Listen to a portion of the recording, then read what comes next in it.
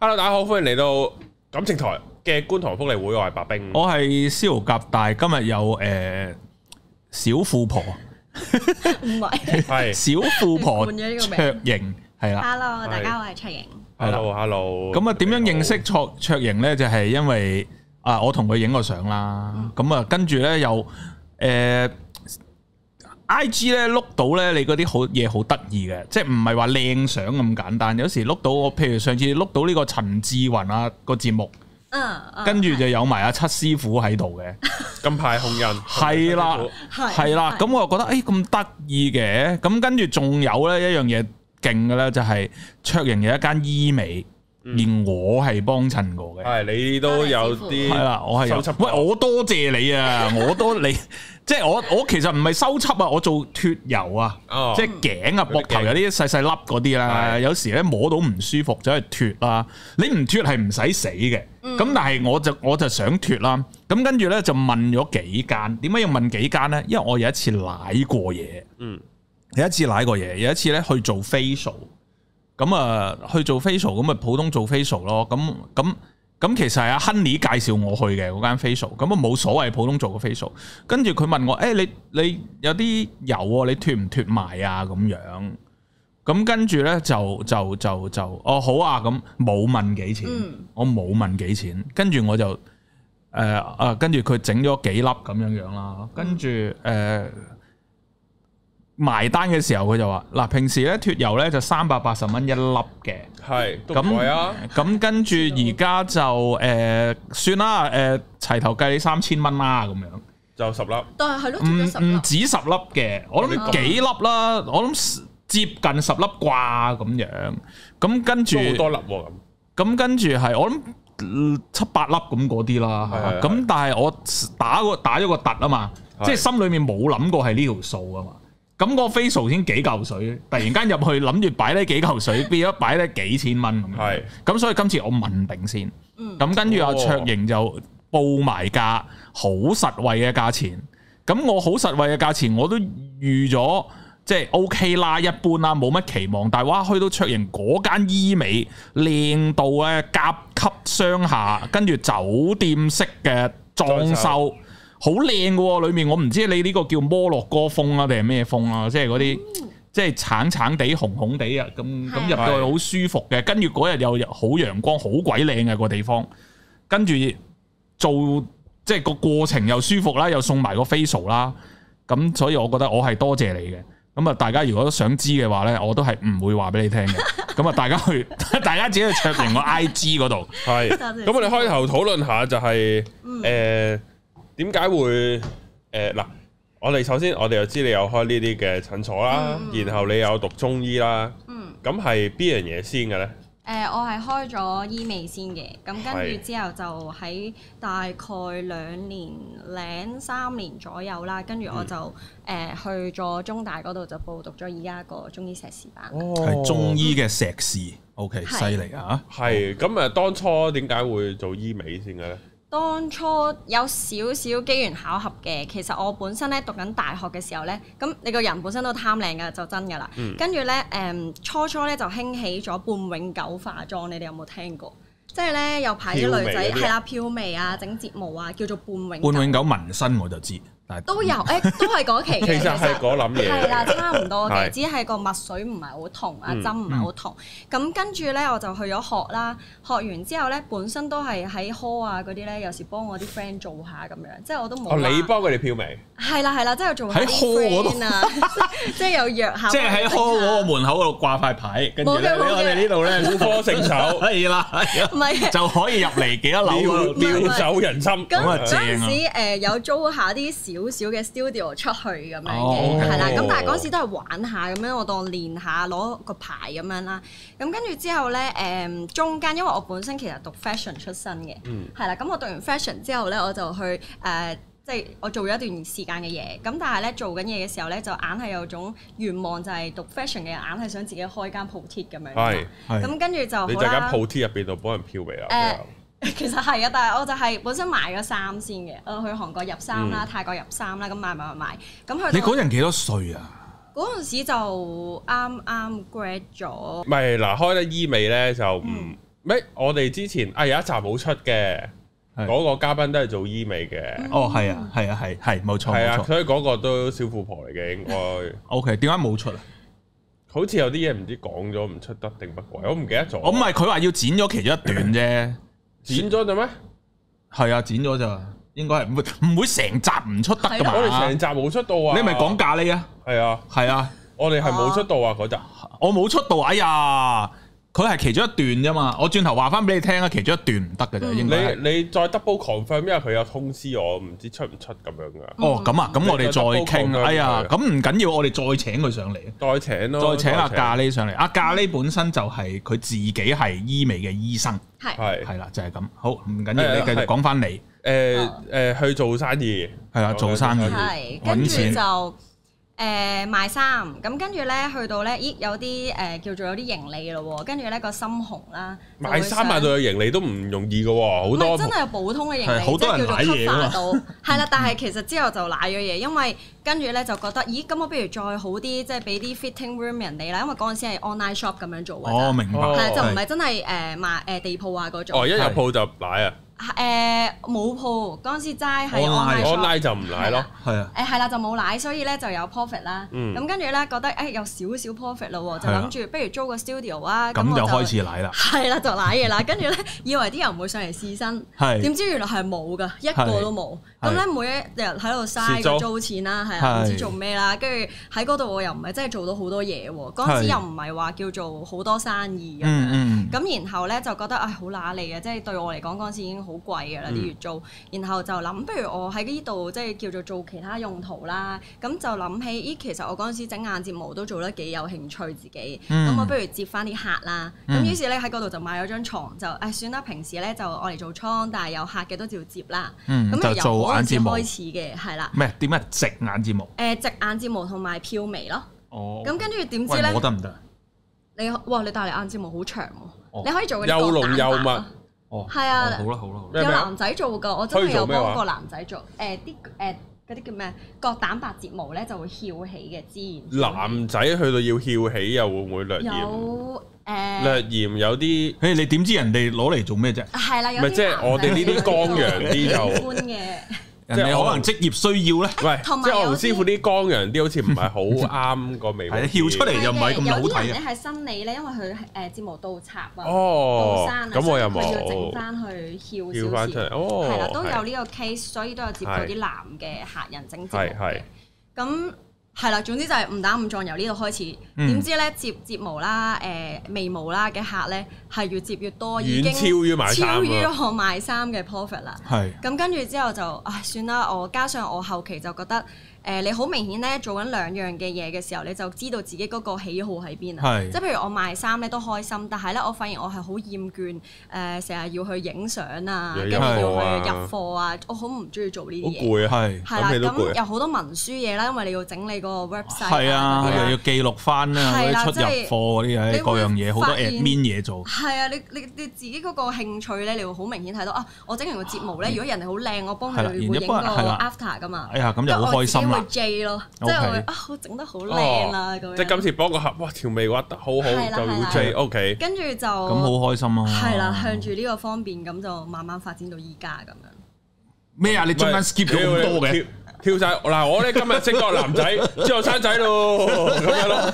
我由畫眉開始，畫眉畫得好靚，跟住就變咗一個醫美王國啦。係啊，跟住好嗱，補充翻咧，跟住之後就開始由一張床啊兩張床咁樣啦。係咁有一日咧，你都係得一隻手啫，雙開畫兩條眉，係左右開弓。會喺度等㗎，自己講翻都唔好意思，即係有啲客會坐喺度要等我兩邊咁樣整。咁就係呢啲先串啊！即係呢啲先有嗰個價值喺度啊！但係其實我覺得一開頭係即係好多客咧，其實都係有啲 followers 嚟嘅，所以佢哋係真係好帶到客。即係你喺出邊啲街鋪咧，調翻轉，譬如整指甲又好，咩都好，你突然間見到間鋪裏面有10個師傅喺度等緊客嗰啲就唔得啦。係，同埋所以一定係啲客喺度等師傅先至得。永遠都要就係咁樣。係咯，咁嗰陣時都係全靠我啲 followers 真係好好啊，咁佢哋又即係等都冇嬲啊咁樣，咁就一度有後備啊介紹啊咁樣，咁去到後期咧一個契機咧，其實最主要就係我媽咪本身咧佢曾經俾咗1000萬你咁啊，唔係我都想啦，我媽咪俾咗你有契機，佢俾咗1000萬我，你開鋪啦咁樣，唔係原來咁啊搞掂啦。但係咧係我媽咧曾經就做咗一段好長時間嘅美容師嘅，咁但係哦嗰段時間咧佢係冇做嘅，佢係做緊另一份工。明咁咧，但係佢咧，佢好任性嘅佢個人，佢就有一日又同我講：我唔做啦，唔中意做，唔想做而家份工咁樣。咁我話：咁你又揾咩工啊？咁樣，咁佢就唔知啦。你阿媽聽落應該同你個年紀唔係爭太遠喎。如果咁樣，即係應該係後生媽咪嚟嘅喎。小任性。我覺得佢唔算，佢係正常時間，即係可能28、9歲生。OK，所以其實而家都。但係佢心態係 OK 嘅，但係佢心態係後生啲。我同佢好 friend 嘅，咩都講。OK，好。跟住係啦，佢就歲50幾啦，應該已經。佢50歲，你就20歲。係啦，差唔多。咁跟住咧，大概係咁樣就大家開始傾就話，喂，咁不如你過嚟幫我啦，我又多一張牀，你又幫我做 treatment 啦。咁佢又手勢真係幾好嘅，以前不嬲都有遺傳㗎嘛。係，當你追緊自己嘅時候，你冇發覺嗰樣嘢應該係要遺傳嘅咁樣咯。我覺得都有啲㗎，真係。你阿媽都追緊自己。係啊，佢都成日追自己啲效果咁樣。係啲作品。咁跟住就我阿媽咧。你似唔似阿媽㗎個樣？有啲人話似，但係我覺得我咁即係你阿媽都係靚㗎喎。佢好大隻眼咯，我冇佢咁大隻眼。佢仲大過你嗰隻眼。佢隻眼係真係，佢有個英文佢有個嗰啲花名咧，細個大眼妹。係啊，佢叫大眼鷹咯。因為佢嘅鷹字。OK。跟住之後，佢細個都係俾人咁樣。幻想唔到隻眼仲大過你。佢隻眼真係好大。咁啊，大眼鷹入嚟協助你啦，入嚟一齊同你分擔咗個工作啦。咁點咧？跟住就點知咧？佢係王牌咯。OK。我個客咧一接觸到佢咧，我要 book 佢，我要阿英姐，要阿英姐咁。咁跟住之後，哇！佢就真係因為佢按摩啊、做面啊嗰啲咧手勢好舒服。咁然後咧又再多一個契機咧，就係本身我哋一直都做下啲人手嘢啦。咁有一次咧我先至知原來呢一行咧嘅儀器嘅 sales 就係其實佢會周圍去揾一啲 shop 咧，有啲咩嘅生意啦。你要唔要我哋最新嘅德國產品？係啦，超級無敵脱毛機。係啦，跟住嗰陣時就係第一次終於接觸到儀器，跟住之後就哇，好似好新穎喎。咁我自己又好貪靚啦，又嗰一下淨係諗好簡單啫。冇客都唔緊要喎，我自己做啦。哇！點啊？哇！係你買咗嚿咩？幾廿萬買嚿嘢翻嚟平極都。嗰陣時第一次第一步咧係大概5萬零6萬蚊嘅。咩嚟嘅？咩嚟嘅？咩嚟嘅？嗰一部係嗰啲射頻儀器啊，去水腫啦、瘦面啦，係啦。咁嗰陣時我媽咪咧一直都即係根本自己都想買嚟玩啦。係啦，跟住做完就哇，真係 firm 咗喎，咁樣跟住好開心。跟住我哋喺度計啦。其實嗰陣時5、6萬對我嚟講咧都好貴，但係我又覺得唔係好貴㗎，對我幾千蚊租都覺得好貴㗎以前。但係嗰一下就覺得唔緊要啦，我哋當分期咯，即係自己計，我哋每個月咧要揾到幾多錢，咁就慢慢分期咁還啦。咁我嗰陣時唔係諗住賺錢㗎，我就係覺得總之我做一度儲口碑，我又試下呢部機咁樣。咁但係好多客又即係嗰陣時好多客去 join 去試啦，咁每個人可能少少咁樣，咁就已經做到呢一個回本嘅效果。咁跟住之後就對自己啊同埋對媽咪都好有信心，跟住就更加有熱誠去做呢件事咯。咁就冇 skip 㗎啦，跟住就真係又入多啲儀器啊，又多，跟住開始就搬多大少少啊，跟住又間多啲房啊，由本身啲房係冇天花嘅。即係嗰啲板間咁樣布咁樣啫，去到後期就一間房啦，一間房咁去到直頭係豪華啊！而家入到去直頭覺得係豪華。我覺得 ENT 好緊要啊，因為我自己好着重呢啲嘢，即係 clinic 呢啲好緊要，好舒服啊！入到去好鬼靚嘅啲嘢，係跟住張床又舒服。有特登揀㗎，要揀嗰啲厚啲，同埋咧佢彈性高啲，同埋要闊啲。因為咧窄嘅話咧，我哋有幾多男仔客咧，你哋比較橫就會突咗啲。哦，即係你都多男仔客添。都多㗎。哦，我以為我已經係做咩啊？啲男仔會男仔其實因為我哋最初咧就係凹凸洞起家嘅，咁就做一啲暗瘡凹凸洞啦，或者可能有啲男仔咧就係有一啲都幾貪靚咧，佢會做減肥嘅。咁都有，係啦，呢啲會比較多。咁佢點做啊？減肥講嚟聽下。有啲好有嘅興趣。比較普通啲啦，我自己覺得唔可以淨係依賴佢嘅，就係減肥機啦。咁佢本身都一定要做運動嘅。咁點啊？即係揾個嘢碌個肚腩咁嗰啲。而家就係啦，一係碌啦，二嚟咧就係有啲隔空溶脂啦，即係佢叫做好似微波爐嘅原理咁樣去叫做熱能，係啦，類似係咁樣。但係就我自己都同啲客講，就係你唔好 expect 佢係幫你做晒或者永久，你一定要做運動同埋節食。咁同埋就後期佢去到有醫生嘅加入之後，就係做溶脂針，呢一個就比較直接啲，就快啲見到效果，係for一啲可能就嚟結婚嘅新娘啊或者新郎啊，真係要快速。總之我要靚一鋪。係啦，咁呢啲都會夾埋一齊做，會比較快少少有效果咯。明白晒。同埋因為即係開，因為咧。其實我係密謀緊要開間美容院嘅，密謀緊。咁然後就我都好明白嗰個裝修嘅重要性。之後就知道，原來我要再儲多啲錢咧，先至開辣咁樣咯。整個地方係有少少個裝修係都金啊！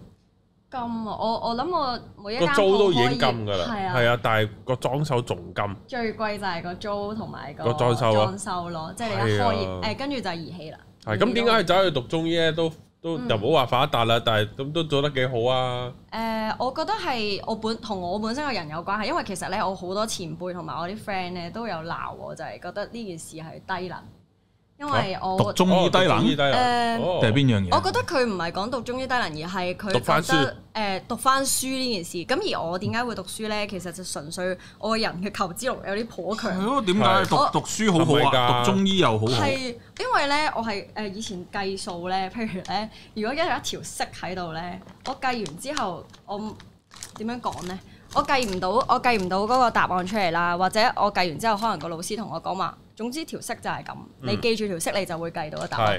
我係覺得佢說服唔到我，我係要問到點解呢條式係咁樣，我點樣可以記住呢條式？點解係上底加下底？係啦，我會問點解咁圓形點解唔係咁樣？點解要梯形係咁樣？即係我係嗰種，如果你解釋唔到俾我聽咧，我唔係好鋸嘅個人會。咁變咗咧，我一度接觸咧，我咪話開始有好多儀器嘅，自己入咗嗰儀器啦。究竟佢咩原理咧？係啦，我成日覺得佢呃我嘅，即係唔好話即係我知好多人都覺得美容院好似呃人咁樣啦。但係其實咧，我哋都要經歷一批，就係我哋都可能俾個儀器係啦。咁我就會成日去 challenge 佢哋，我話我唔覺得你呢一個原理係有效果嘅喎，你話俾我聽，你證實俾我聽啦咁樣。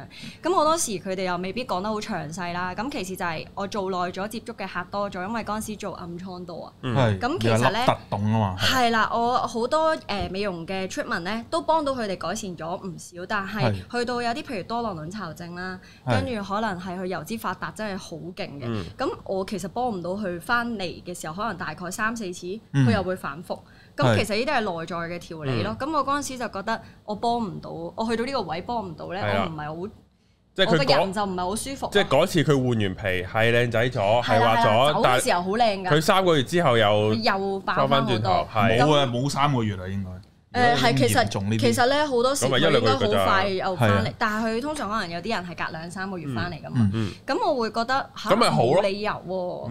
咁咪好咯，係咯。佢唔斷尾，佢唔斷尾喺度揾你，你又唔係冇效，但係佢又唔斷尾，係啦，哇冇得頂啊真係。唔得㗎，而家啲客咧係唔 OK 嘅，即係我想講呢個咧係舊有美容院嘅觀念咧，佢哋係覺得你最好唔好翻嚟添。即係呢個係以前一啲唔係太好風氣嘅情況下會有呢一個諗法嘅，但係我哋啊真係你直情唔可以咁諗啊，因為個客係真係會 blame， 就算你係好咗咧，佢都會 blame 點解我唔係即刻永遠好翻，即係會咁呢一個都係一個壓力啦，亦都係一個動力，就係令我會想去知道喂點解咧？甚至有一啲係食 A 酸嘅，哇唔得喎，食 A 酸好難搞喎。係啦，即係當然都有好多食 A 酸會好好啦，咁亦都有。有效㗎，但係有唔同副作用啫。好乾啦，同埋因為我有食過一段好短嘅時間。哦，咁你係乾撚到全身㗎嘛？全身乾，我係記得有一次又係食緊 A 酸啦，咁啊搞啲暗瘡啦。之後咧我就去做 gym。咁又做完 gym 之後咧，就沖個涼抹塊面。應該係超乸。嗰陣時就因為我平時都會帶住支 cream 喺身，一定要帶㗎啦。我嗰時唔記得帶。哦，咁啊慘。然後都冇，即係嗰陣時都未 feel 到有幾撚大喎。嗰陣時係冬天，仲要啲秋冬咁樣嘅。之後咧就我咧嗰陣時喺 gym room 行翻我當時嘅 office， 我諗行10分鐘到咯。塊面爆開，塊面吹到痛啊！係啊！哇黐線，我係真係想揞住塊面衝翻 office 啊！就係咁樣乾到傻嘅。同埋都有唔同其他嘅副作用嘅，當我而家我了解多咗，又都好棘嘅真係。有啲情緒問題。係啊，會抑鬱㗎。係啊 ，A 酸會抑鬱㗎。我哋就係嗰陣時遇到好多呢啲咯。咁頭先一開始有講我自己本身係濕疹㗎嘛。咁我又真係中西醫一齊食嘅。咁亦都最尾係我自己覺得偏向中醫好翻嘅。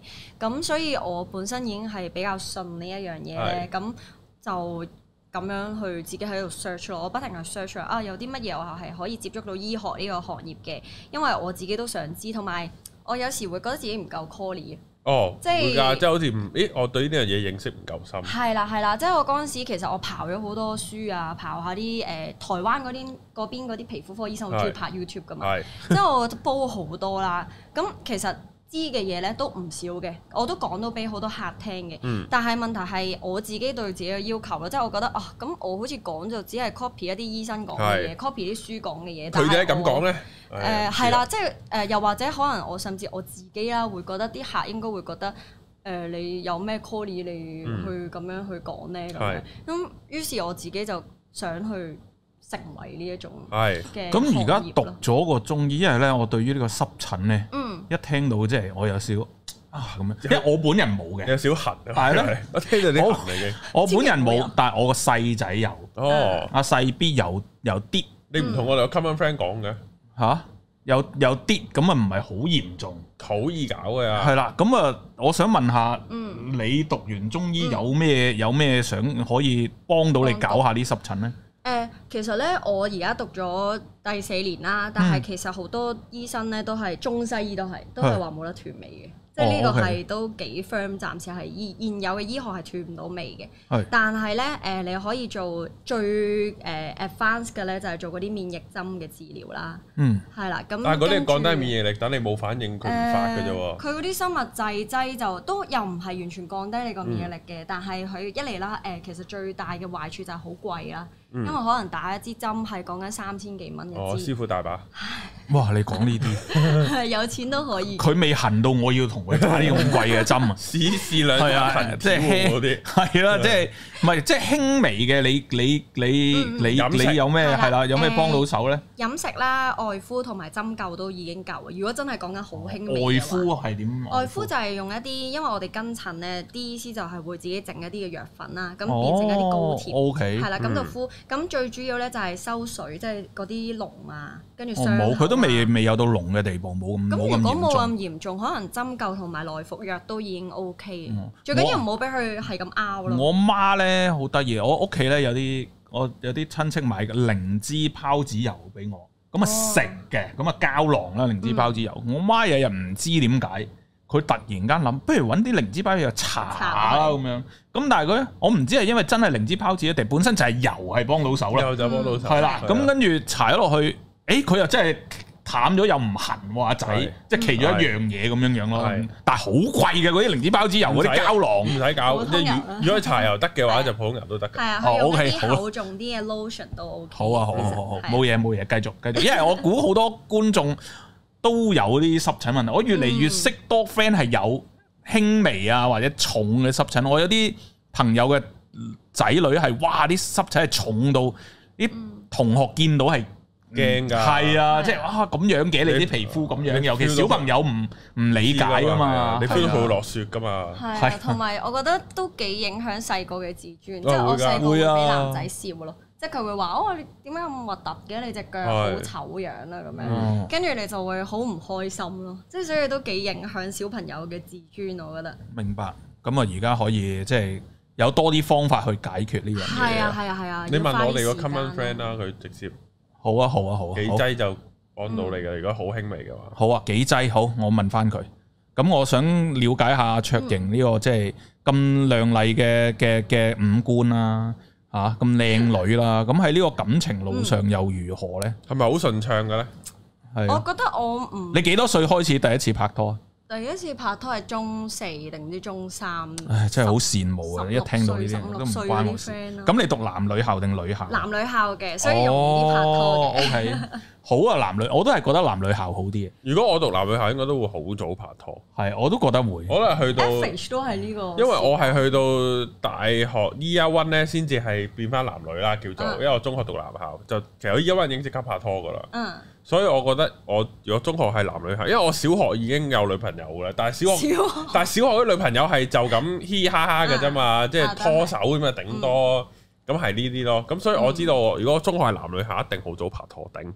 但係搞到我完全 handicap 嘅嗰陣時，同女仔溝通。係啊，你如果喺成長嘅時候，你少咗個性別喎，其實個世界少一半咯。係啊，個世界少一半，跟住你突然間出到嚟，先至發覺吓，乜女人係咁㗎？咁撚煩㗎，係咯，即係女人原來另外一種生物嚟㗎，咁樣啊，你先知，咁啊太遲啦。但係就中學變到可以好專心玩運動咯，係啊，好專心㗎，真係好專心。我哋仲可以好專心做好多其他嘢，玩運動同打機咯，玩運動同打機超專心呢兩樣嘢。係 OK 啊，但係我覺得唔係淨係男仔。即係我讀男女校呢，我都會少咗一個，就係如果我讀女校嘅話，我可能會比較識同女仔相處啲咯。哦，我覺得反而係，因為都聽唔少，即係唔係就係我啦，可能都聽唔少男女校出嚟嘅女仔呢，有時係唔知道原來有啲女仔係再 sensitive 啲啊，或者係比較多嘢諗。咁好多時咧，我哋大學嗰陣時咧，就大家撈埋一齊啊嘛。咁有時會同翻啲朋友講話，我唔知道原來佢即係譬如呢件事啊，佢冇㗎，你呢啲永遠學唔到㗎。但係女校嘅女仔咧，即係通常佢就會話吓，呢啲我哋成日都見㗎啦，你自己識避㗎啦，點解？但係對於我哋男女校嘅女仔嚟講，就有時會因為我哋男女嘅人都有啊。即係你分唔到邊啲係八婆。又唔係分唔到，分唔到邊嘅八婆。唔係應該話接觸嘅女仔嗰個多樣性冇咁多啊。OK，你通常就啱就會埋堆，咁你啱嗰啲可能有時比較，我自己個人係比較 carefree 啲嘅，咁你就未必會遇到一啲太過容易內耗啊，或者容易 sensitive 啲嘅女仔咯，係。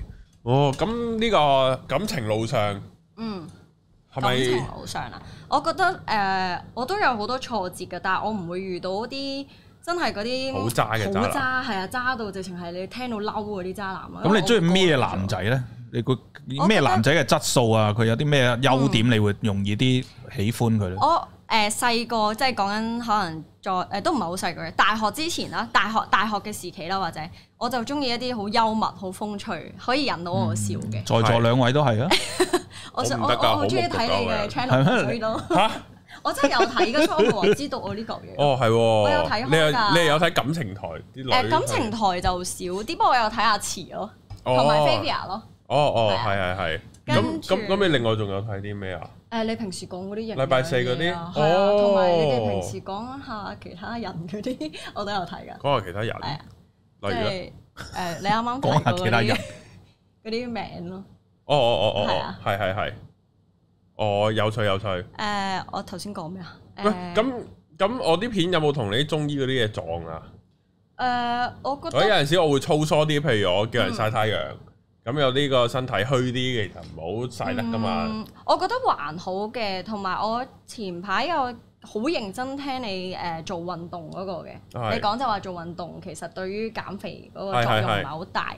我覺得其實你都算中肯啲，我覺得係 OK 嘅，所以我會睇。雖然個立論好偏激，但係個推論好中肯。但係我明白嘅，即係你有時又要有啲堅密嘢去做開頭先咁。但係我覺得係如果聽晒成個影片嘅話，係覺得 OK。咁就太好啦，好感動我聽到。我係好中意聽呢啲，我好中意聽啲好知識嘅。即係起碼佢話俾你聽，佢睇晒你條片啊，大佬。我真係睇晒。佢有認真睇。唔係咯，又真係認真睇晒你條片。我提翻你頭先講緊大學嘅時候，中意啲咩男仔？係啦，所以第一樣嘢就係幽默，係啦，好笑。同埋咧，我中意佢係好多朋友㗎，因為我覺得多朋友嘅人咧個性格都會比較和善啲。我係中意一啲真係和善咯嘅。我就真係唔算多朋友，我覺得。你都唔多，我唔多，我多。尋日喺 D2 Place 見你後面成棚嘅，跟住你，哎呀，全部都女嚟嘅。我應該點樣講呢？我係多好朋友，但係我自己譬如第一，我大型嘅 gathering 我又唔中意去。你又係匿埋一邊台。係啊，大型嘅 gathering 我會失焦噶，我唔知同邊個傾偈。跟住我自己嘅 gathering 最多係3-4個人咁樣，8個人嗰啲好巴閉噶啦，好少啊！即係夜晚嗌出嚟飲嘢，我從來都唔去飲嘢，所以我係冇嘢飲，冇飲嘢嗰啲啊。但係譬如你話白兵呢度，上次你呢度喂大棚人食嗰個脆皮雞啊，係啊，嗰啲我又中意嘅，識下見下唔同人我又 OK 嘅。但係你話喂自己好多朋友唔會啊，因為我中意 one on one 傾偈，所以你琴日喂你話見到我阿女仔，譬如我同阿蛋嚟，咁阿蛋我識咗好多年呢啲朋友，咁咪 keep 住呢啲朋友咯。但係我唔會同阿蛋一齊去話哇好多人嘅 gathering 啊，或者食飯啊咁咯。我就好朋友同朋友都唔多，好接㗎我人。但係我覺得都 OK 嘅。咪有人可能對於我哋即係網絡嘅人啦，係會有啲誤會嘅，即係其實以為我哋用呢個社交媒體就以為我哋 social 咯，我哋係 social handicap 㗎其實。但係我發現好多都係咁㗎喎。係啊，其實係嘅。玩 IG 或者越經營 social media 嘅人，其實佢越接咯。係啊，我對住個鏡頭啫嘛，我唔使對住好多人啊，係咪先？唔係最自閉嘅活動就係你對住個鏡頭都噏到嘢啦，幾自閉呢條友？幾自閉？係啊。因為我屋企得我一個小朋友，我由細係咪啊？我好細個已經懂得自己同自己講嘢噶啦，係，所以我對住公仔會自己。我唔需要玩公仔，我已經可以同自己講嘢噶啦，我連公仔都唔使，咁所以你話對住個咪對住空氣講嘢，我好擅長嘅。係啊，所以係啊，冇乜朋友，你繼續。咁所以你嘅第一個歡喜嘅男朋友就係佢係好幽默，同埋好多。即係你講大學嗰陣，就係好多朋友嘅。大學嘅男朋友係啊，都多朋友㗎。跟住就係好搞笑咯，因為我個人咧其實比較悶，同埋比較啱啱識嘅話，我比較靜少少嘅。咁即係佢要令我突然間覺得呢個人好分喎，咁佢就一定係要好幽默先至會令我覺得幾有趣啊，同佢傾偈。同埋我好驚尷尬嘅。咁如果通常幽默嘅人咧，就會去。化解啲尷尬，即係我唔會覺得譬如就算初次約會咁樣咧，我勁驚，我唔係好中意坐對面嗰啲約會嘅，最好就係自修室坐隔離，唔好俾我望到佢咁樣。哦，係啦，咁好多時就係驚尷尬。好似我哋而家訪問咁樣，我哋冇坐對面，我哋坐隔離啫，自修室見唔到，係啊，自修室咁樣咯。咁但係即係。唔係淨係話當時係男朋友嘅，而係即係可能識一啲異性都係咧。如果佢幽默啲啊，令我冇咁緊張咧，我都會比較偏向會想同呢啲人講嘢多啲咯。係咁，但係你嗰個外表咁即係外表都 OK 啦。咁你對於人哋個外表有冇咩要求嘅咧？呢個我真係冇咩要求。我啲 friend 成日都笑我係即係笑你啲話男朋友好，你揾埋啲咁嘅樣嘅咁嘅，好岩殘。又未去到岩殘嘅，但係我真係唔係好介意咯。即係譬如身高啊嗰啲我都唔介意㗎。係身高都唔介意，你試我幾矮啊？1.5。咁又冇，咁矮過我又太誇張啦。可能1.68。即係唔好矮過你咯，唔好矮過你啫係嘛？唔矮過你就得。O K，咁即係唔係都唔會好高要求，唔係矮過你都好合理嘅。因為有啲女仔係真係接受唔到嘅，即係佢可以唔使靚仔，但係佢一定要高咯。即係我身邊幾多女仔係接受唔到矮嘅。就好似白兵嘅女朋友一樣，一定要男仔高嘅。佢唔使喎。佢唔使。佢之前 X 都係唔係高嘅，即係可能1.7啊1.7幾，即係呢啲嘅，即係只高過佢就得㗎啦。係，同埋佢係同我講話，佢認識我之前，佢係唔中意高佬嘅。係，因為佢覺得要攀登，因為佢覺得高嘅人咧，佢知自己高啊。係，咁佢哋會知自己有個幾好嘅條件嚟，係啊，佢會覺得呢啲人會自大啲㗎。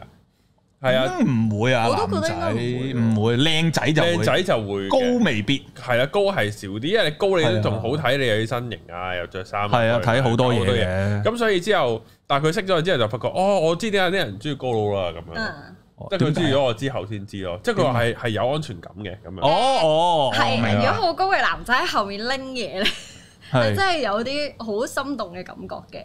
係竟然係咁樣啊！等我去百佳聊下啲阿嬸先，睇佢係咪係啊，可以攞到好高嘅嘢。之後就係攞撚完未啊咁樣嗰啲咯，屌鳩我咯。會心動㗎。我會期待睇下阿白兵同女朋友去睇演唱會咧，然之後女朋友可以騎我會騎喺你個膊頭咁樣，哇！咁又真係其實佢最佳視線。其實佢係健身教練嚟嘅，係所以個問一嚟佢孭起我啦，二嚟咧就係你見到佢好 fit，你見到你望落你唔會覺得佢重嘅，但其實佢嗰啲係實的嘅肌肉嚟嘅，係重好多嘅，佢密度係好高，密度好高㗎，係唔得㗎，我係可以講實心㗎，密度好高，係啊，佢係保齡球同埋足球嘅分別，望落一樣，但係佢保齡球嚟㗎，係啊，唔踢得㗎。啊，你呢個球狀嘅比喻真係好啦，真係好。係啊，就係咁樣咯，孭唔到上膊頭㗎。我要講翻咁啊，卓瑩啦，咁你咁即係順暢啊，定係遇過啲點樣唔好嘅男仔咧？我覺得我冇遇到一啲真係唔好，但係咧大家有遇過嘅，譬如即係可能出軌啊，跟住之後講大話呢啲，咁都有遇過幾個嘅，幾個啫嘛，兩個咯，係即係對方係咪？但係對方係咪有條件出軌嘅人先？即係佢係咪靚仔嚟㗎？唔係靚仔，但係就係把口好幽默，即係好氹到女仔開心。OK，係啦，原來係咁嘅，我都訓練下先。係，即係原來靠把口都得嘅。真係得㗎，從來都係靠把口㗎。都幾多女仔中意幽默嘅男仔㗎。哦，OK，好，係啊。咁係咯，就有遇過。咁佢點樣出軌啊？嗰陣時個情況？即係有一個就係 exactly 就真係出軌啦，即係玩 dating app。佢當時係中意咗隔離班嘅女仔咁樣嘅。中學嚟嘅。係啊，呢個中學。嚇，中學就係我個初戀咁樣。初戀出軌。咁就唔撲街。中意咗另一個女仔，咁就嗰陣時因為佢哋即係有啲校內活動啦，咁靚唔靚啊？嗰個都幾靚女嘅，都幾靚嘅，OK，好啦，我原諒佢。同埋我嗰陣時中學咧真係好接嘅，即係我個人冇乜趣味啊。咁但係另一個女仔都好陽光，哦，明白啦，好有人物性格嗰啲，明白，明。咁所以就我覺得都合理嘅。諗翻啊，合理啦，但係你當其時就梗係唔好理佢啦，打柒佢啦。我最深刻就係當時嘅我咧，仲係嗰啲即係唔係好識錫自己嘅嗰陣時，就真係會喊晒，明知佢出軌噶啦。即係佢講咧就講話唔關事嘅，佢講就。嗰陣時我記得係週年紀念，即係我哋都有玩嗰啲咩週年咁樣啦。咁然後咧就臨近我哋週年嘅時候出現呢件事嘅，咁其實已經知道晒㗎啦，甚至係佢係當住我面咧係 ignore 我，然後去 peace 呢個女仔咁樣啦，全部人都知嘅。咁但係我就自欺欺人咯，我就當你一日未講分手，我哋都係未分手。咁於是咧，咁初戀係會咁樣嘅。係啦，即係初戀就真係擺到自己好低，跟住咧係咁寫信俾佢啊 WhatsApp 佢啊，跟住仲喊住喺佢樓下等咗幾個鐘啊，叫佢出嚟見我啊，可唔可以？即係咪我做得唔好啊？咁呢啲都有做過嘅。嗰陣時仲要勁似拍劇咁樣，係落緊大雨，跟住我都企喺嗰度，自己好似悲劇主角咁喺度等佢咯，喺個車站度。咁啊好啊，有啲咁嘅經歷就學會愛惜自己啦。真係啊！嗰次都真係好深刻啊！跟住，但係最搞笑就係咧，後期佢係追唔到嗰個女仔嘅。阿姐。咁咧，但係咧，佢追唔到之後咧，佢就揾翻我啦。佢同我講話咧，係一個 surprise 嚟嘅。佢話咁真係幾幽默喎！但係我都接受咗。喂，你係講所有嘅開頭之前，你話你冇遇過啲好撲街嘅喎，我覺得呢個好撚撲街喎。我覺得還好嘅，即係我覺得佢未去到打你咯。唔係啊，佢有打我，嗰陣時有打我。我哋有，但係我有還手嘅，即係我嘅還手係都我會擁翻佢。係，咁佢點打你啊？我記得嗰陣時係喺佢屋企，但係我唔記得咗佢 exactly 點打啦。但係真係皮鞭。唔係啊，即係好男仔細個中未去到嗰種，即係一中你嘅，但係好大力抽你，然之後日日推你埋牆，但係可能你會撞到。我以為你兩個喺屋企就玩皮鞭，原來唔係。唔係。係啦，嗰陣時都有遇過呢啲嘢嘅咁。最尾最好笑係啦，佢就係同我講話係呢個週年嘅 surprise， 因為想我經歷咗一個唔開心，以為佢要拋棄我，之後又再同翻我一齊嘅感覺。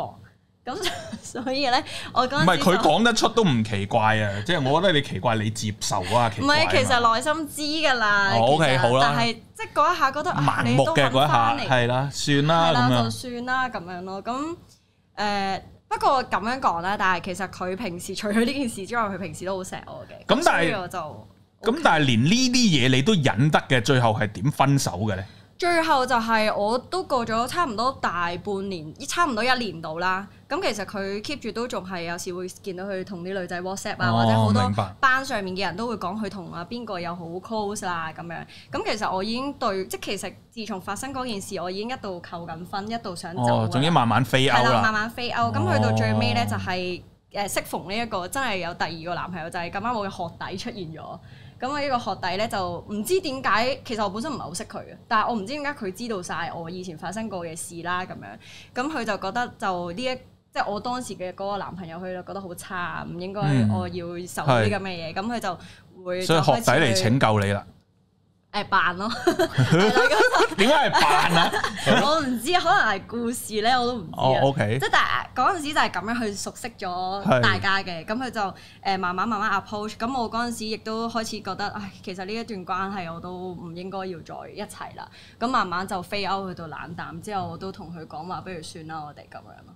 咁就正式完咗呢一段關係。跟住就同咗學弟一齊啦。咁學弟係點樣嘅咧？學弟幾好啊？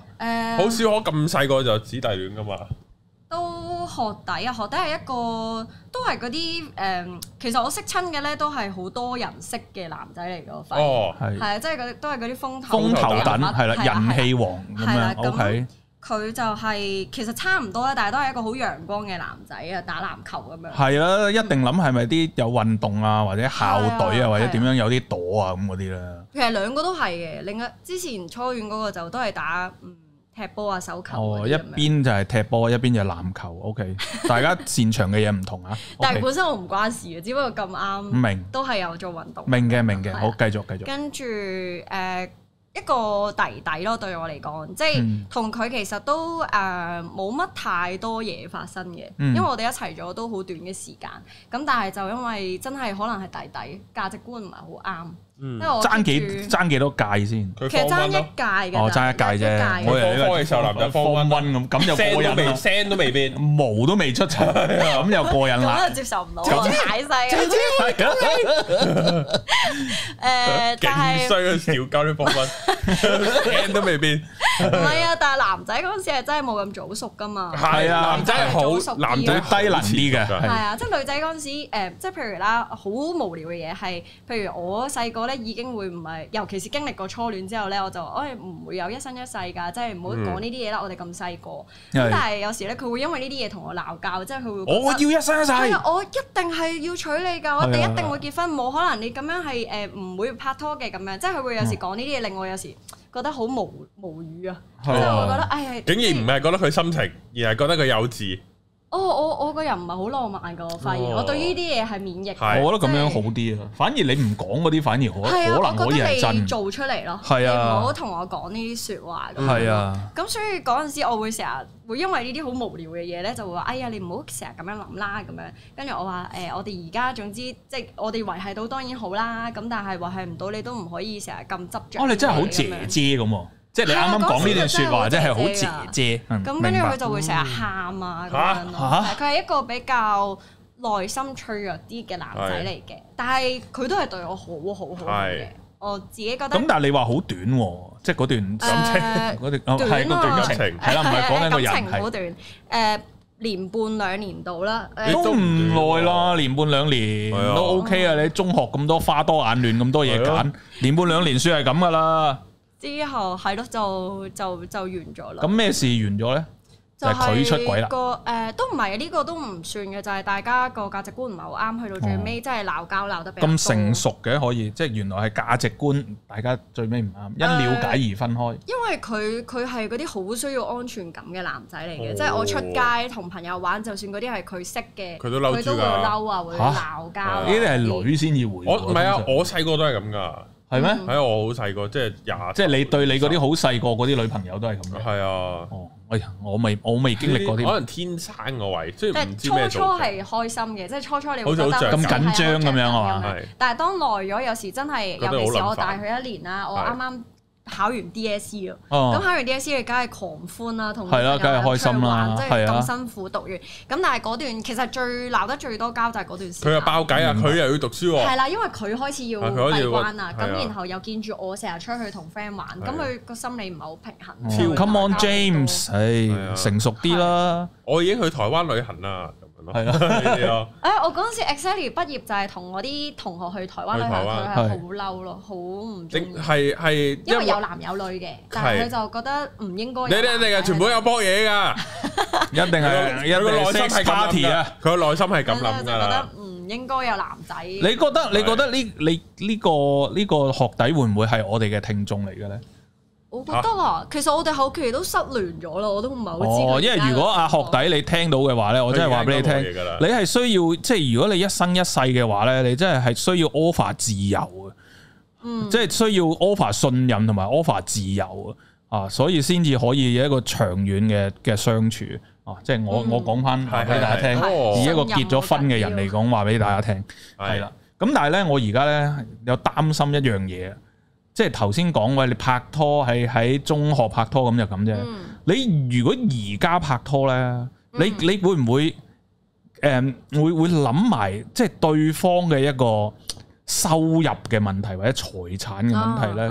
因為你都唔少嘢噶嘛。即係難追㗎個男仔，如果知道嘅話。係咯，即係喂你咁。即係我都唔使你揾得多過我啦，但係唔好少我咁多啊咁樣。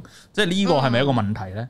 我覺得啊，如果即係咁答一定好罕嘅喎，就話唔係好睇。但係咧，我諗我唔係 exactly 睇個數字咯，我會係佢個見識啊，係啊，佢個見識我哋傾唔傾到偈。嗰次我就係早幾日就係同阿 Honey 食飯，即係上佢嘅節目，咁啊食嘢，咁咧同佢言談之間，因為 Honey 原來同我同年。咁之後咧就係咩？係啊，同我同年。好啦。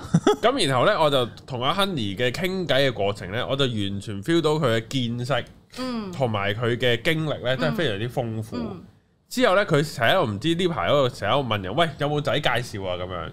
即係我話，其實以你呢一個 package 係啲仔會冇自信嘅喎。係啊，好難啊，好難有仔食得住 Honey。係啊，要食得住佢係複雜㗎。係啊，即係我咧將嗰樣嘢量化，我話一個年收入少過100萬嘅人係一定會冇自信嘅。如果喺你面前，就係咁樣咯，即係會有呢個情況發生啊。之後佢話：咁我而家都冇年收入100啦，咁樣咁，但係你嘅人生經歷啊，你嘅各樣有翻咁上下見識，係啊，你有啲嘢冇辦法，即係要用錢去堆砌啊。但係咧，上兩集阿姨又話咧，佢第一個定唔知第幾個好有錢，但係。係七地嘅，同埋揾8萬蚊一個月，使咗7萬5嘅。因為8萬有啲唔同，唔係8萬，可能阿姨嗰個視野唔係 Honey 嗰個。哦，係8萬唔夠多啊！哦，你明唔明？OK， 8萬唔 OK，係啊，係嘅，咁咪8萬都唔夠多，乘埋一年都啱啱唔夠100萬。你當佢齊頭100啦，係其實係有啲問嘅，係。係啊，係爭少少。所以你要有一個少少嘅基本收入之餘，亦都要有翻咁上下嘅見識啦。係啊，即係嗱，仲要阿 Honey 呢啲要識，佢又識飲識食。咁你知男嘅有陣時就係即係 Honey 做晒嘅就係男人攞自信嘅位，佢都係好勁。即係佢又魔術啊，又識下音樂啊，咁又識得多人啊。去邊度食嘢，佢又食過晒好嘢好餐廳。咁呢個男嘅你冇位去 show 到自己勁啊，係啊，咁哇好難喎，唔得嘅喎，咁你好難。唔緊要，你放心，過2集 Honey 就會坐喺度講噶啦，係咪啊？係啦，過2集就到阿 Honey 坐喺度講佢嘅擇偶條件啦。係啊，係啦，但係你而家諗住擇偶未嘅咧？即係諗住有冇諗住結婚啊？小朋友啊嗰啲嘢㗎？咁你而家咁啊係，你而家事業上升緊，有咁多嘢啊玩，咁多嘢學習。我覺得我自己好多嘢好想去衝咯，去追咯。咁我就會變咗，我覺得係唔係結婚都應該咁講翻。我覺得結婚有時會限制咗我而家去努力去衝嘅一個 moment 咯。所以你要揾個男仔係亦都認同你呢一個想法嘅。係啊，同埋佢亦都唔急嘅。我會啊，同埋其實咧雖然頭先你講咧係啱，因為我要有見識嘅人咧，其實一定係可能佢收入要不錯啊。但係其實咧我自己咧好矛盾咧，我都幾唔中意有錢人。哦，因為你見過㗎啦，見識過有錢人。又唔係我唔算識好多，但係即係你會我做生意嘅時候，你會認識一啲啦，你大概 feel 到係啦，即係。我係好唔中意狗眼看人低嘅人。哦，咁嗰啲係個人格有問題啫。係啦，有錢都可以人格有問題嘅。係啦，我自己就覺得，所以對我嚟講咧，除咗見識之外，就係佢個人品。即係點解有時候我希望佢會多啲朋友，就係因為佢個人好，佢先至會有朋友，唔會係因為如果睇唔起人嘅人咧，其實你好難有好多朋友。同埋我自己，我喺愛情而家大個咗啦，我覺得我嘅角色咧係比較我都強勢嘅。咁所以變咗咧，我係要一個同我勢均力敵嘅人。rather than 有個人 override 我咯，我唔想我覺得我好似欠咗佢，或者佢喺度輔助緊我，唔想有呢種關係，所以好矛盾咯。即係就會變咗，我可能想有一個係都好叻，好多見識，會同到我升到我嘅諗法嘅一個男仔。咁但係同一時間，如果佢都比較多㗎嘛，因為即係如果當可能真係有錢啊、有權勢啊，咁你自然未必會咁 considering。會大男人啲。係啦，咁但係我又唔 OK 大男人。又唔 OK，咁你而家有冇拍拖？有啊。即係暫時都 keep 到嘅。有一個 OK 嘅，就係有你啱啱講嗰條。我哋係就係喺大學識到依家㗎啦，我哋拍咗10年拖。哇！即係你讀 fashion 嘅時候識。係啊。咁所以我就係中意一啲。同我一齊由零開始一齊建立大家嘅路，即係一齊努力。哇！咁佢點睇你咧？你呢10年都轉變咁多，佢都好開心。拍10年拖，犀利！仲要你個 status 係即係唔係講拍拖 status，即係你做嘢個 status 都一路轉緊嘛。係啊，其實佢都一齊轉緊咯，所以我就係我好中意呢種大家一齊成長嘅關係。喂，最後我咧想問下個中醫碩士難唔難讀嘅？因為你 fashion 底嚟喎，你係都幾難讀，同埋好辛苦嘅。我初我自己都低估咗，因為我覺得啊，成年人再翻去讀書一定會 OK 啦。點解會咁諗嘅？因為我覺得細個冇咁有興趣讀書啊嘛，你會揀嚟。有興趣讀應該會易讀啲。係啦，但係而家就覺得自己有興趣應該會容易啲啦。咁但係原來係真係好難，因為我哋除咗讀中醫要記好多嘢啦，我哋西醫嘅嘢都要讀嘅。咁對我嚟講，我本身冇理科底，我係好吃力嘅。讀幾耐啊？要讀4年，跟住之後全年嘅實習咁樣，就先至再可以考嗰個執業試。咁你有冇考執業試啊？未到啊！我過埋呢1年實習就考咯。咁我可唔可以淨係攞到個碩士然後唔執業㗎？都可以。可以，好似讀咯，你唔做律師咁啫嘛。唔可以幫人哋睇診。係啊，你唔好診症咯。係啊。但係嗰個執業試嘅合格率都係得3成，所以其實都好難。因為你讀4年，咁幾錢啊？每一年都加緊價咯。我當年讀嘅時候就係8萬幾一個 sem，即係16萬1年。好貴，4年咪80。都貴啊，真係貴。但係佢係唯一一個課程係可以 qualify 到你second degree 嘅人再去考一個牌咯。係啊。咁其餘嗰啲可能係揸一個證書，咁變咗你讀完你都唔可以睇。唔係啊，我揸完個證書，我屌我後面寫住我係中醫碩士。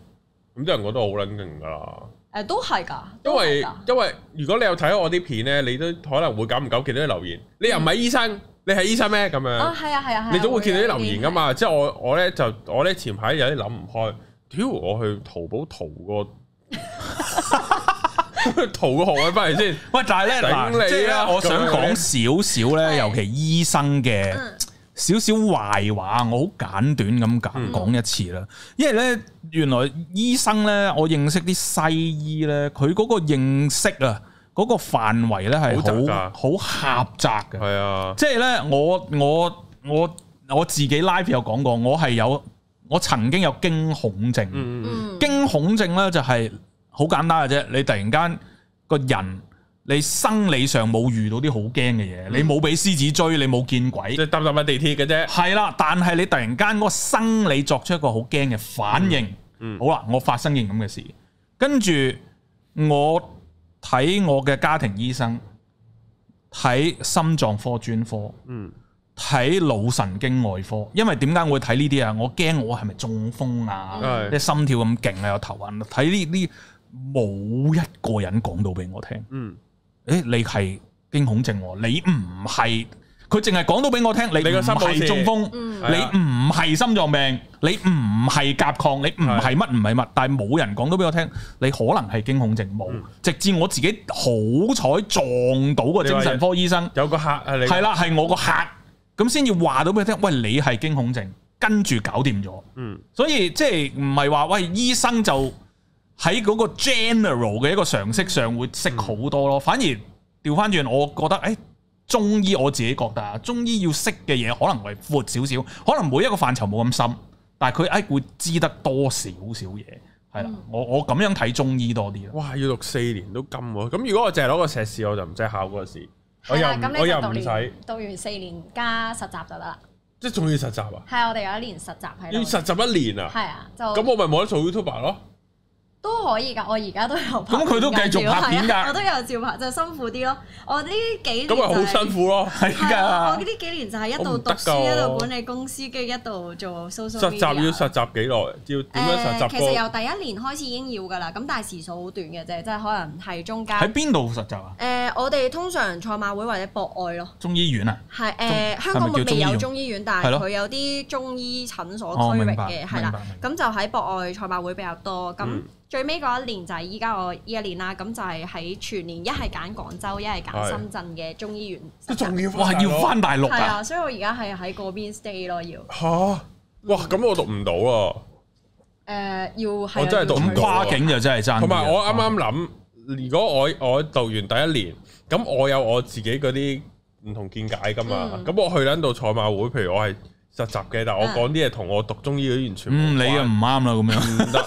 阿婆點？你攞咗你嗰把尺入去個中醫院，即係搗亂啊！啫，阿婆倒米啊，把脈都唔使睇，你知係糖尿啦、戒糖啦、撲街嗰啲咯。不過呢樣嘢咧，我都想即係喺度講下咧，就係其實中醫咧，你都講得啱。其實中醫咧都真係有涉獵唔同層面，同埋我哋其實咧係會識得睇報告，同埋我哋嘅診斷咧，其實都有 base on 西醫嘅診斷再去做。咁所以變咗有好多人成日會覺得中醫偽科學啦、假啦，或者係亂嚟啦。但係其實我哋好多時我哋嘅診症咧都係 base on 西醫嘅一啲基本診症之後，我哋再喺中醫個系統建立出嚟。同埋有啲好時下嘅，即係唔係時下啦，即係西醫嘅一啲嘅病名同中醫唔會 exactly match 㗎嘛。即係大家講肝都唔係同一樣嘢啦咁樣。但係其實好多時我讀咗咁耐啦，其實因為我一開頭咧，我都有質疑過㗎，有啲位，即係我就係好講一啲好 proof 嘅嘢啊嘛。咁我有時都會覺得係咪真㗎？咁譬如以前咧讀啱啱一開頭嘅基本課程咧，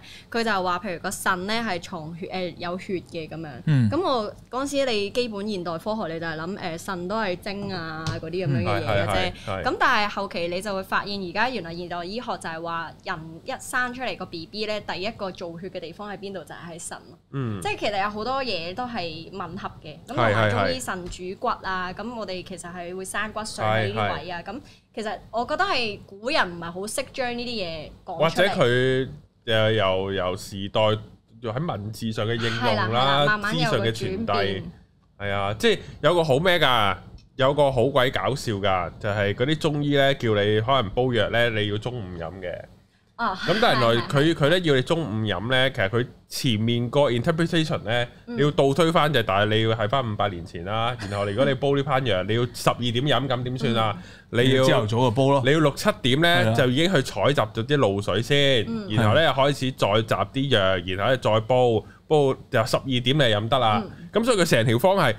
我鬼知你而家開水喉有水㗎，大佬，你要去攞露水㗎，師傅，即係嗰啲咯，就咁就會有好多呢啲時代上要解讀翻啊。係啊，所以我覺得不過而家都多咗好多中醫師咧，係好努力咁樣去分享翻呢啲 match 翻中西醫嘅嘢俾大家知，咁就可能會多啲人再了解多少少呢個領域。我仲諗住讀翻個碩士翻嚟威下添。去啦，唔係原來咁辛苦又要翻大陸實習，黐線去啦。嚟緊 ConU 都好似開，但係就我唔舒服啲，係咪舒服啲？就係咪可以2年俾我讀完？唔係，咁你咪等香港有中醫院先咯。而家將軍澳有咯，但係我都有聽啲 professor 講，應該要去到可以實習 stay 嗰度都有一段時間。因為佢都未正式 launch 咧。我淨係想讀個學位翻嚟就唔實習得唔得？我你自己同學校講。我又唔係想做中醫，我淨係想要個學位啫。你自己同學校講。我就係想，我唔想俾人串啫。係啊，我唔想俾人。你讀咗都會俾人串噶啦，放心啦。係啊，且你話畢咗業都冇，你都冇執業。係啊，你都冇實習。都會繼續。嗰啲 moment 我就攞塊葉出嚟咯。係啊，即係屌幾搞笑你睇下我，喺你面前幽默添啊，點知執業啊？係啊，多謝晒你呢個 get 做 ending。係啊，呢個夠幽默，呢個超勁啊！好，我哋今集就去到呢度啦。係好，咁啊，大家咧喂可以留意下卓盈嘅 IG 啊，咁啊好多嘢睇喎，好多嘢睇啦，同埋又可以如果有啲即係醫美上嘅東西可以揾下佢嘅，要啊，非常之好嘅體驗。好啊，好啊，好啊， Thank you。好，我哋下條片再見啦。好，拜拜。